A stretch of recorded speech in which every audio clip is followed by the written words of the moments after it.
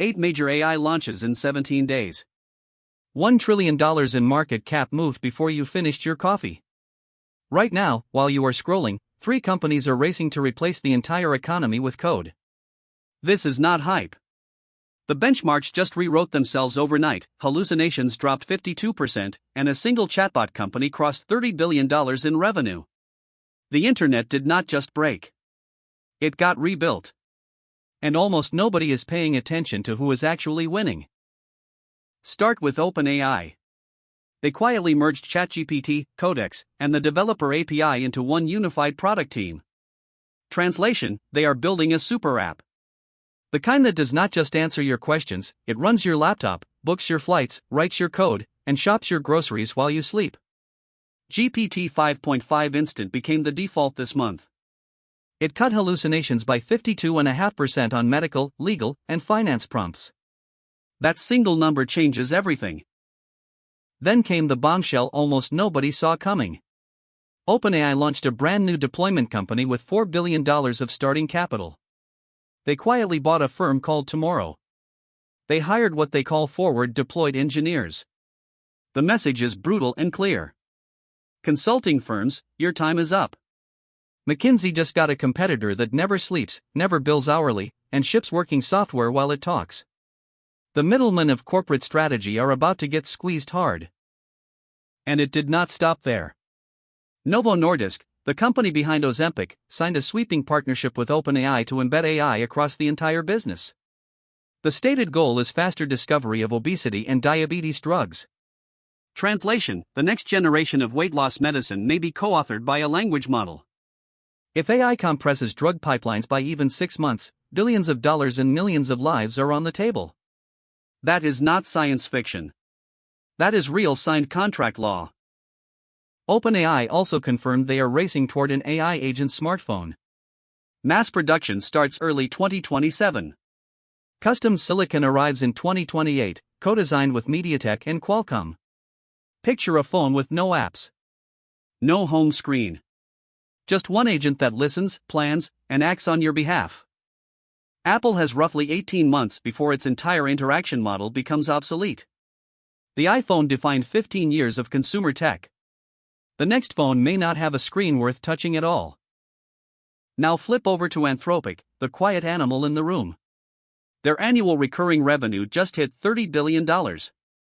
Last December it was $9 billion. That is more than triple in under 5 months. 8 of the Fortune 10 are paying customers. Over 500 enterprises now spend more than $1 million each year on Claude. This is not a chatbot anymore. This is the new operating system of corporate work, and almost nobody outside Silicon Valley is talking about how fast it is happening. Anthropic then announced a $1.5 billion joint venture with Blackstone, Goldman Sachs, and General Atlantic. The plan is to deploy Claude across hundreds of their portfolio companies. Then came Claude for financial services, with custom agents wired into Microsoft 365 for banks and insurers. If you work in finance, your spreadsheet now has a copilot built by people who genuinely believe superintelligence could arrive by 2027. Bonus season for analysts just got dramatically weirder. And the model itself? Claude Opus 4.7 posted the largest single version jump on SWE Bench Pro of any model released in 2026.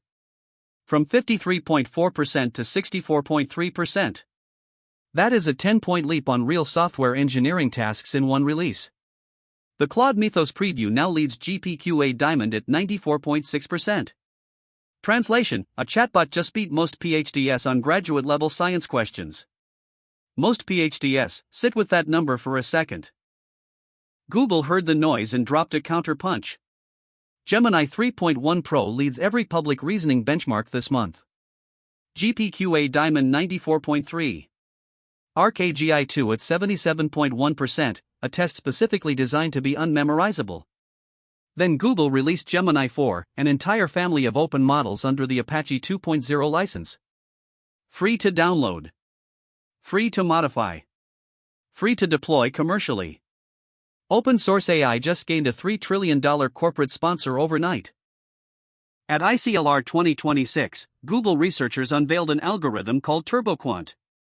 It slashes the memory cost of long context windows by combining vector rotation with new compression math.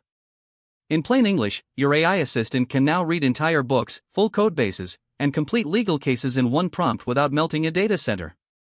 The technical name sounds boring. The consequence is enormous.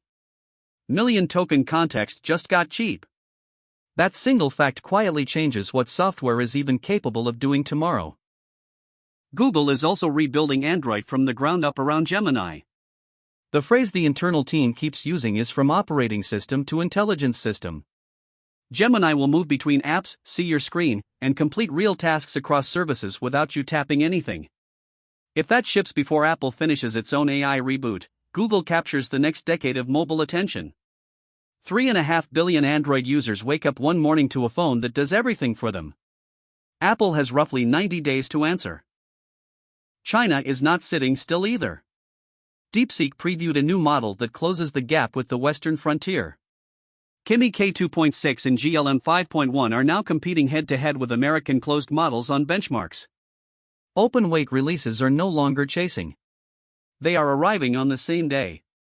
A Chinese AI researcher in Hangzhou now ships releases that move NVIDIA stock price the same week. The Pacific Ocean used to slow AI down by months. It does not slow anything down anymore. And XAI? Grok 4.3 quietly rolled out to wider beta this month. Then the Trump administration confirmed it will officially test Google, Microsoft, and XAI models before public launch. Translation: the United States government is now a gatekeeper for frontier AI capability. This is the first time in modern tech history that a chatbot release effectively requires federal pre-clearance. The ship fast and break things era just collided head-on with the era of national security regulation. Loudly. Then Mistral, the French challenger, launched a 128 billion parameter flagship model with async cloud coding sessions and a new agentic work mode inside Le Chat. Europe finally has a model that does not embarrass itself on the global leaderboard. Add it all up. 8 major events in 17 days. 4 continents. Roughly $5 trillion of combined market cap moving on every single drop. This is not a normal tech cycle. This is a full-blown global infrastructure war. Meanwhile, 64 mathematicians built a brand new benchmark called SOHAC. 439 handwritten problems. 99 of them are deliberately unsolvable. The whole point is to test whether AI can admit it does not know the answer. Most models confidently fail. The smartest ones actually hesitate. That hesitation is the new frontier. Intelligence is not just answering well. It is knowing exactly when to shut up. And right now, only a handful of models on Earth can pass that brutal test. Why does any of this actually matter to you? Because the workflows that earned you a paycheck 5 years ago are now line items inside someone else's API contract. Writing emails. Reviewing contracts. Building dashboards. Summarizing meetings. Generating code. Diagnosing symptoms. All of it now has a price per token. The question is no longer whether AI takes your job. The question is whether you become the human who orchestrates 10 agents, or the human quietly orchestrated by one. The asymmetry is brutal. A single founder with Claude, Cursor, and a Versal deployment can now ship what a 50-person company shipped in 2022. Solo developers are hitting $1 million in annual revenue inside their first year. Meanwhile, entire mid-level teams at large companies are being quietly absorbed by agents that work 24 hours a day. Some of you reading this are about to get the best year of your career. Some of you are about to get completely blindsided. Here is the part that should keep you up tonight. None of these models are at the finish line. GPT 5.5 is already being trained against internal GPT-6 benchmarks. Claude is reportedly running a Mythos line that no public user has ever touched.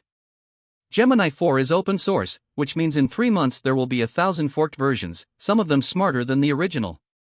The pace is not slowing. The pace is accelerating. And the gap between users keeps quietly widening. If you zoom all the way out, the pattern is obvious. Compute is consolidating into 3 or 4 hyperscalers. Talent is consolidating into about 20 labs. Capital is consolidating into a handful of named joint ventures. The old internet was built on radical decentralization. The AI era is being built on extreme concentration of power. Whoever ultimately controls the model weights, the chips, and the deployment layer controls the next decade of human productivity. We are watching a new Standard Oil get built in real time, faster. And the strangest part is how eerily quiet it all feels. No big press conference. No major stage event this week. Just relentless, daily releases. A new model on Tuesday. A benchmark on Wednesday. A partnership on Thursday. A federal testing program on Friday. The revolution is not televised because it is simply too fast to televise. By the time the news cycle catches up, the next model has already shipped. Blink once and you just missed an entire paradigm shift. So here is the real question I want you to actually answer. If a single chatbot company can hit $30 billion in revenue in 6 months, if a phone with no apps is coming in 2 years, if open source models are matching closed labs in days, what are you doing today to stay ahead of this curve? Are you using these tools every single hour, or are you still arguing online about whether they are overhyped? Drop your honest answer in the comments. I read every single one. If this video brought you value, hit like, subscribe, and share it with a friend. Thanks for watching, see you in the next one.